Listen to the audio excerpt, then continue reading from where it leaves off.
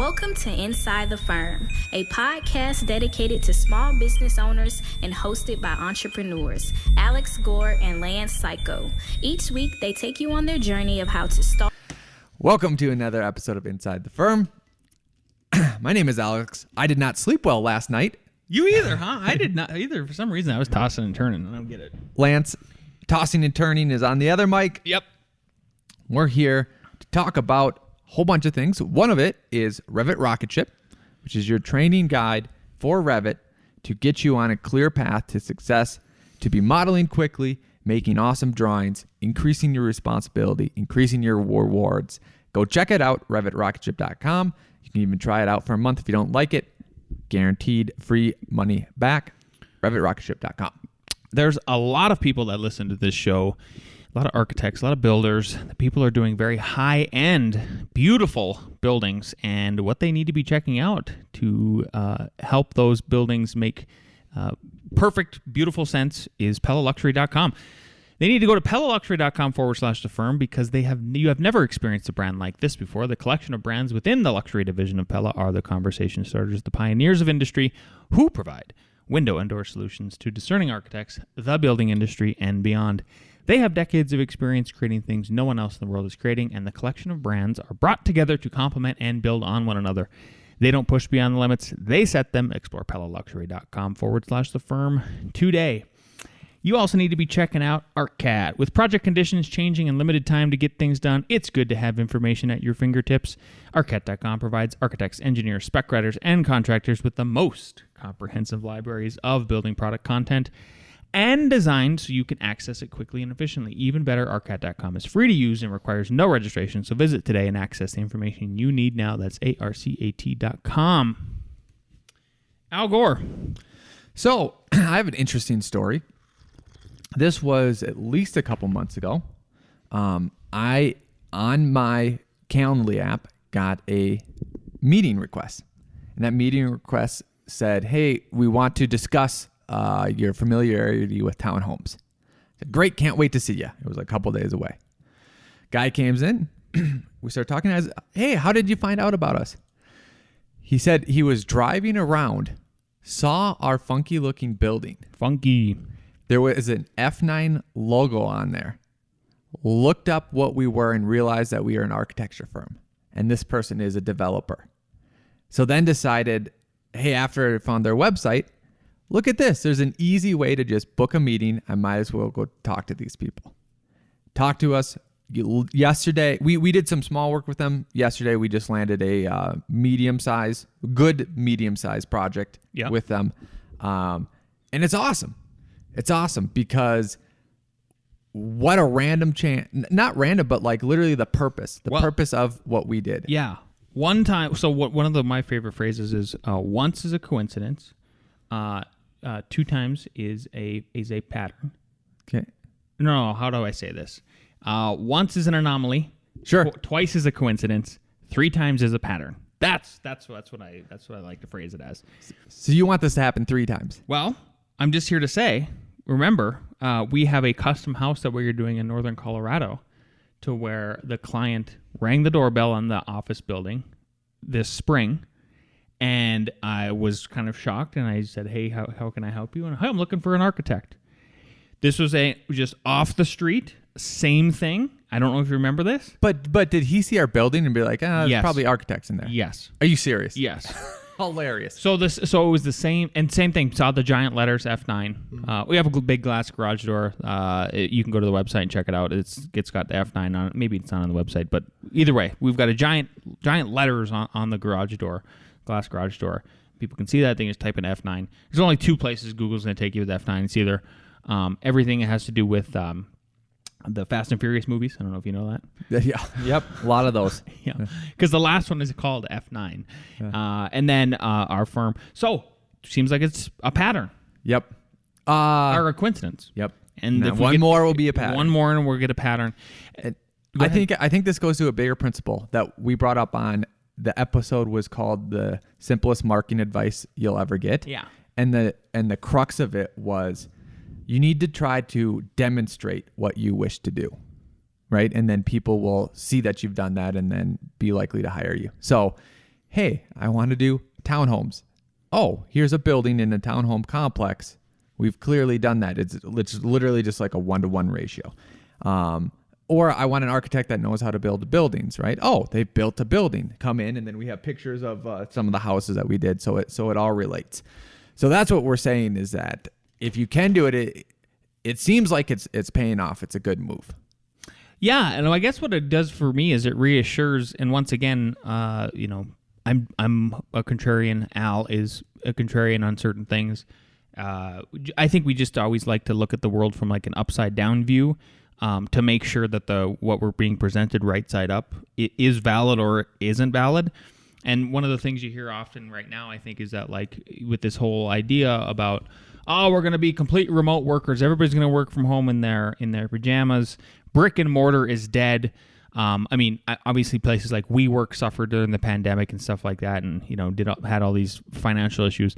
But the proof seems like it's in the pudding here about having a brick and mortar and an actual office panning out for us anyway. So anybody who's still thinking about opening up shop, I think we're here to tell you, it seems like people are still seeking out architects literally just off the street still. And the house that we got is a higher end house. It's a great fee. And then this medium project for us at a small to medium sized firm, it's a big deal. Absolutely. So yeah, jury duty. Jury duty, yeah, definitely. So basically, this has kind of been on the top of our head all week. So this is a true inside the firm episode.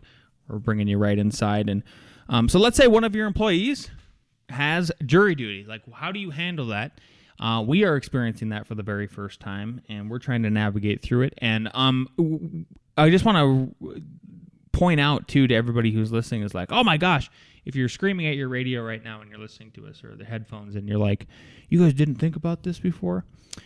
So if longtime listeners will know that I've interviewed Michelle Seiler Tucker 2 times on this show and her on the Monday morning show, and she's the author of Exit Rich, and she helps people with the idea of selling their businesses later, getting them up to speed. One of the first things she recommended is getting a company manual together. So we derived our company manual from her kind of template that she gives people when they take her course and stuff like that. And I actually went and, before we started doing the show today, I went and looked up that manual to see if did I miss that? Did I miss the jury duty part? In her example. There's nothing. Yeah. So the reason I'm bringing that up is because... so let's start thinking about it if you haven't thought about it. Let's start thinking about it. Exactly. And I thought I had... Oh, perfect. So now if you're listening on YouTube and you're looking at... I have an article pulled up here. It's from McKinseyHughes.com. I don't even know what it is. I guess it's probably a law firm. Probably a law firm. But they have a blog up here. And what I wanted to know is... And here's why people should start thinking about it. So just to put it in perspective is... no matter what, my question was, how often, what's your likelihood of getting called to jury duty? And according to the Pew Research survey cited above in this this little blog here, only about 15% of American adults receive a jury summons each year. Among those individuals, only 5% actually make it to a jury box. Extrapolating the numbers, that means only about 0.75% of the adult population actually serves on a jury. So it is a rare instance. Yep. It's not a very common thing. But and this is why it's rare too. I've had 2 experiences with it before, not me. But my wife got summoned and then it just got canceled. Another employee... Oh, like they came to an agreement or something. Yep. Who knows, yeah. Another employee, this was years ago, got summoned and went for a day, and then either it got canceled or didn't get picked. Oh, I remember that now. Yeah, it was just But it was so minor. I guess it was... It's literally like a blip on a day. And in the scheme of a lifetime and having children, right, and having the no sleep and all the questions, running multiple businesses, it's probably easy to kind of lose track of that. So we lost track of the taste.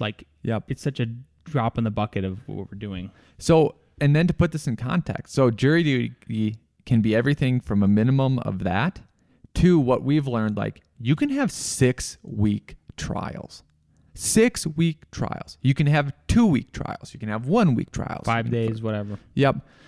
So that's why it's important to talk about. That's why it's important to think about, not just as an employer, but an employee as well. Yeah, exactly. I was just going to get up something else, but give me 1 second here, Hal. Okay. Let's see here. What did I have next? Yeah. So here's the rabbit hole we started going down, and we're still not done with this rabbit hole, and we're trying to come out of it and figure out like what is the best way to handle this, and be fair to everybody. And so the first thing I also posted this question in the Entre Architect community, and I'll get to the overall, what I think is the overall consensus based on a variety of factors. But before that, it's like, first Al was like, I want to know what we legally have to do. Yeah.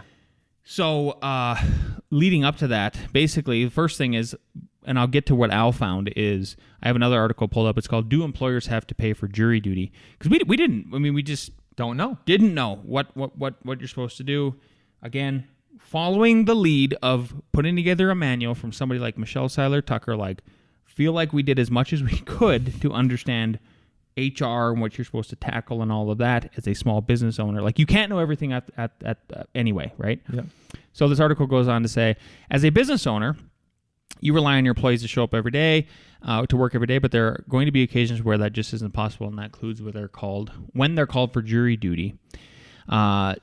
Jury service is a civic duty. Employers must give their employees time off necessary to fulfill their jury duty obligations. Like, it's a legal duty, right? You can't withhold them from serving jury duty. Yep. They have get to do selected. It. They have to go for 1 week. You can't say, no, you have to come into work. You can't do it. So employment law, federally, I believe, is what these guys are alluding to, also prohibits employers from threatening or punishing their employees as a result of their jury duty service, for example, by firing them or threatening to cut their hours in addition to federal law. I guess my example, let me tell you, I'll ask you, Al, if you think are they suggesting, like, hey, if you go to this, I'm going to cut your hours the week after? Yeah, so let's say you're a mechanic. And let's say you get paid hourly. And then they go, okay, you have jury duty, and then they're mad at you and be like, your next month, we're only going to book you halftime. Like, that's crazy. Yeah, exactly. Don't do that. Exactly. So, are you required to provide pay to your employees while they serve duty? That was our first question, right? And so, basically, then we end up, the state of Colorado is going to determine this. So, state jury duty laws, this goes on to say, is currently there are 8 states. So, if you're listening to this and you're in one of these 8 states, you need to defer to your state, right? So, currently there are 8 states that require employers to pay their employees while serving on a jury: Alabama, Colorado, Connecticut, Louisiana, Massachusetts, Nebraska, New York, and Tennessee. And I just want to state for the record that this article is about a year old. Maybe a state got added to that or not. I have no idea. But as of November 9th, 2021, this is what it was. And there's a caveat to that, because in Colorado, at least, you'll look at your own state, like, they even say you don't even have to pay them their full wages. They must have made this law a while ago, and maybe you'll touch on that in the future. So, like, you got to kind of dive into it by state. Yeah, exactly, because then they give some examples and all. So, like, for example, in Alabama, businesses have to provide their employees with their regular pay while they serve jury duty. While in New York, employers only have to cover the first $40 of the employee's regular wages for the first 3 days of the jury duty. So most people listening to this are making more than $40 a day. Exactly. Like, this is almost laughable. Yeah, exactly. In addition to the states that require employers to provide juror pay, there are 15 states that prohibit employers from requiring the employees to use paid leave, including sick time, vacation time, or personal time to cover their jury duty obligations. Those states are Alabama, Arizona, Arkansas, Indiana, Louisiana, Mississippi, Missouri, Nebraska, Nevada, New Mexico, Ohio, Oklahoma, Utah, Vermont, and Virginia. Again, maybe that changed since it's been over a year since this article, a little bit less than a year. And then some states, even some cities, counties, and municipalities require that employers provide juror pay to certain types of employees. For example, in Miami-Dade County, Florida, employers must provide jury pay for any employee regularly scheduled to work at least 35 hours per week, while in Texas, if an exempt salary employee works during the week, they're entitled to their salary, even if part or most of the week is spent serving jury duty. For the rest of the states in the U.S., employers aren't required to provide any sort of compensation to cover jury duty. For example, in California, employers aren't required to provide jury duty paid to their employees, but employees are free to use any available leave, like sick or vacation time, if they wish to be compensated while they're serving on a jury. So, moving to Colorado, where we operate generally, is basically what we went to is, for us, it's the Colorado Department of Labor and Employment. I got to imagine it's going to be the same wherever you're practicing, right? So what our state says is all regularly employed trial or grand jurors shall be paid regular wages, but not to exceed $50 per day. Not to exceed $50 per day. That's good. I swear this was probably written a long time ago. It'd be interesting to know exactly when it was, yeah. Unless by mutual agreement between the employee and employer by their employers for the first 3 days of juror service or any they're part of. So basically what they're saying is, right, Al? In Colorado, you have a legal obligation to pay them up to $50 a day for the first 3 days. That's it. Yep. That's your obligation, cut and dry.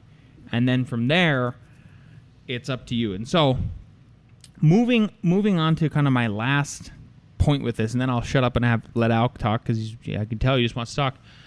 Just kidding. Is like what is it? What, you know, for your firm in particular, then, like, what are you doing? What should you be doing, right? So when I asked this in the Entre Architect community on Facebook, you should head there. You should go there. Really good discussions, and it's just like there's no. One of the reasons why that's such a valuable place is, first of all, it's private. It's not public. So people feel like a little bit more safe to talk in there. But you are understanding and seeing that, like, there's no hard and fast rule to this. And so what I noticed was three big things. Folks who were pure sole proprietors, who are not holding the bag, who are not seeing what it takes to run a small to medium-sized firm, and seeing every 2 weeks what it costs to run payroll. And everything above it. And everything above that and below it. Yep. Sideways, up and down, all that. We're very bullish on you give them as much time as they need and you pay for all of it. That was a consistent thread that I saw. From people who are sole proprietors with no employee and are not holding the bag. Huh. They were very bullish. Yeah. As much as they need. Yep. 6 weeks? Sure. Pay for the whole thing. Wow. Okay. The people who then there were people on the opposite side of the coin, and they were either literally somehow working for a federally funded taxpayer funded federally managed architecture firm, something like that. They sort of had the same proposition. Whatever it takes. Whatever it takes. 3 months, pay the whole thing. Yep. Like, whatever it takes. But then there were people in the middle, and this is the third one. Yep. The people in the middle had a lot more varied answers. Some people said, kind of like what we did, where what we pointed out here as far as what Colorado says, yep, which is, I'm going to pay you $50 maximum for 3 days, and then beyond that, we have sort of our own process figured out, or we're either going to figure it out, and because it's a rare instance, we're going to come up with it. Some people said, one gal piped up and she said, we are a firm of 10 in California, and we pay for 3 days, and after that, you can choose to do PTO, we have other options, but that's it. We're paying for 3 days. Yep. Just part of how we operate. And then, but are they paying like your real salary for 3 days, not the $50? Yep, the real salary. Okay. Another person who I know is an avid listener of this show, won't name names. He said he's got a firm, I think close to us, maybe something like that, size-wise, and he said 5 days. They'll do 5 days, and this is all in addition to PTO. Yep. Another person said 2 weeks, And then there was just kind of all over the board from there, So it's tricky. Like, how do you? So I think the whole moral of the story is, if you are listening to this and if you are a sole proprietor, and you are thinking about having employees in the future, great, you're ahead of the curve. You're listening to this show. Get something written in place. Think about it. Think about it from a serious. Sit down with your CPA. Like, figure out what it's really going to cost you to do this. Yep. Understand where your cash flow is. Like, have some projections going. You are ahead of the curve. Hopefully, we saved you some headache in the future because you already have this in place. Or you're somebody like us who is navigating through this in real time. Yeah. Still, maybe we caught you ahead of time and you need to think about this. Even though it's a rare instance, it's probably going to hit you once in your firm's lifetime. Yep. And then I think actually not just employees should think about this, because here's the big question. You live in a state. A state has, and I want to relate it to an analogy of the state. Is the state asking you to serve the country by jury duty, or is it asking your firm to do the country a service? And I want to go on even farther. We haven't done this in a long time, but there used to be drafts. There could be drafts in the future. Sure. Is it unfair if you get selected for a draft and someone else doesn't get selected for a draft based on time? Like you didn't serve. You're too old. No one wants you anyways. Yep. But there's some people, young people, right? Oh, they might be selected. They are asked to do what's for their country, right? And you got out of it just because war didn't happen at that time. But then also there's other things that are unfair. You paid off your student loans. Someone that's younger gets 10,000 of it paid off. So the crux of the question leads to like, wait. Okay, I think we forgot, even me too, like, we're citizens. Does the state ask us to do stuff at some point? Is that our responsibility, or is it our firm's responsibility? It's a great question. Because that's exactly. I think about, even if, again, so like you're an employee listening to this show, just know that's a mindset that your employer has, and it's so like if you're going to ask them to think about it in your way, I think you owe it to them to think, for you to think about it in their way, and you guys talk about it. Yeah, and then you can use that as an exercise too, both ways. But then you can ask like, what is the state, and go to the state. What is the state asking me to do? Because in some states, they aren't asking the employers to take care of it. So the state is saying, as a citizen, we are asking you to show up to jury duty, which in my head, because I'm thinking about me, like, oh, I should have enough in savings if that happens. Personal responsibility. Yeah. Well, and then if you frame it, I don't know why I didn't even think about this, but like, okay, what are the majority? And I'm not a pro-democracy person in the sense that I understand that democracy essentially at its core is mob rule, right? And it really doesn't protect the minority in any situation. But I do recognize that it's okay to also recognize trends and like then understand, is the trend the direction, like there's still validity in a trend at some level. Yes. So if the states are trending, the majority of the states are trending to it's your personal responsibility and not your employer's by literally what I stated in these articles, that there's only 8 states that require employers to pay. Yep. But then too, like, I just think it's important because I think everyone knows, especially when they turn 18. I can't remember, but like I think you literally had to sign up for the draft, right? So like you are aware, and I believe it's both sexes now. It's not. Oh, but it was so it's still just males. At least males are aware, like, oh, okay, I guess this is a real thing that could still happen. I don't think people are aware of jury duty. I mean, they're aware of it, but I don't think they're aware of it in the same sense, like, oh wait, this is going to be on me. Well, I just don't think we take it seriously that it's going to happen to us. Yeah, I mean, that's what we're saying. And again, if you boil all the, that's why I preface this whole conversation with that article about like, what are the chances this is going to happen? Mm-hmm. Yeah. There you go. That's it. Just think about it. Think about it. We're thinking about it. You got to think about it. Think about it. Yeah. What do you think Nick's thinking about? I don't know. Let's hear from him. Hello, best friends. I hope you all had a great week this week. A reading,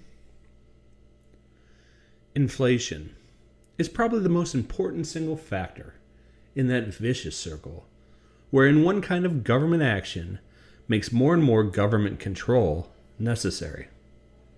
For this reason, all those who wish to stop the drift towards increasing government control should concentrate their effort on monetary policy. Friedrich August von Hayek.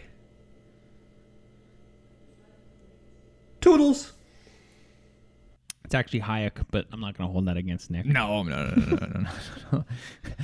This is an analogy I told to Lance, and architects or anyone in a firm, you don't have to be an architect, that deals with the planning department, and probably not in a county, more stereotypically in a city where you have a drag out site plan review process.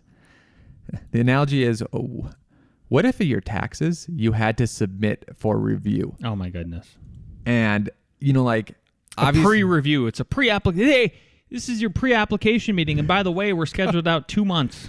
Yep. And then we'll get comments back to you in 2 months, and then we'll have revisions. Think about this. You might not be able to get your taxes officially approved and done until after the next year, when you have to start the whole process over again. All in the guise of clarity, assistance, and making sure the correct thing is done. Yeah. I hope I want to squash that idea so that it doesn't get out there, but it just seems like, oh yeah, some people might think that's a great idea without knowing the ramifications. Again, if you've dealt with the planning department, you obviously don't want that to happen to the tax department. Yeah. That's all we got for today. If you like this episode, please make sure you share it with your mom. If you're watching on YouTube, like, subscribe, leave us a comment. If you're listening on iTunes, leave us a 5-star review. We will see you next